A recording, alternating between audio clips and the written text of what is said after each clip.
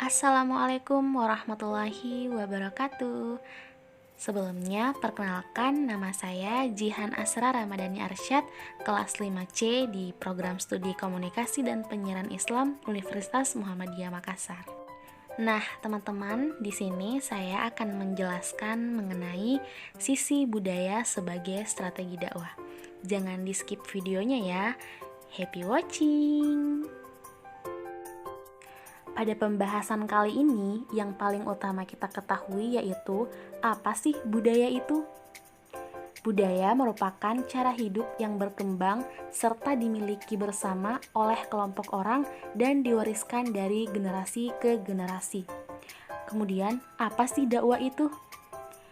Dakwah berasal dari kata da'a yada'u da'watan yang artinya menyeru, mengajak, atau menyampaikan kepada manusia untuk beriman kepada Allah. Nah, setelah mengetahui apa itu budaya dan apa itu dakwah, sekarang muncul pertanyaan, bagaimana sih sisi budaya bisa dijadikan sebagai strategi dakwah? Atau strategi dakwah apa yang bisa dilakukan ditinjau dari sisi budaya? Melihat dari sisi budaya sebagai strategi dakwah, ada beberapa tahapan yang perlu kita ketahui, yaitu yang pertama, mengenali budaya masyarakat.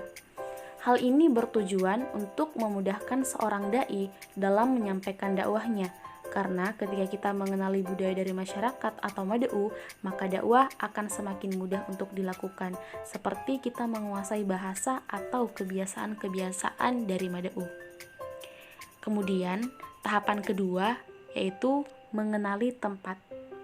Dalam berdakwah, sangatlah penting mengetahui situasi dan kondisi dari tempat yang akan kita berdakwah di dalamnya, agar kita bisa membuat rancangan yang khusus dalam menyampaikan dakwah kita. Setelah mengetahui tahapan-tahapannya, maka metode dakwah yang dapat kita lakukan dalam hal ini yaitu yang pertama, ta'aruf atau pertukaran budaya. Hal ini dimaksudkan agar kita dapat saling mengenal budaya satu sama lain. Kemudian, yang kedua yaitu ta'awun 'alal birri atau saling menolong dalam kebaikan. Dengan kita sering menolong orang atau berbuat baik kepada seseorang, maka pasti akan ada feedback dari orang tersebut atau timbal balik yang baik pula dari orang tersebut, dan mungkin hal itu akan bisa membuat orang tersebut tertarik kepada kita dan akan mempermudah kita dalam menyampaikan dakwah kita. Kemudian metode dakwah yang ketiga yaitu tasamuh atau toleransi.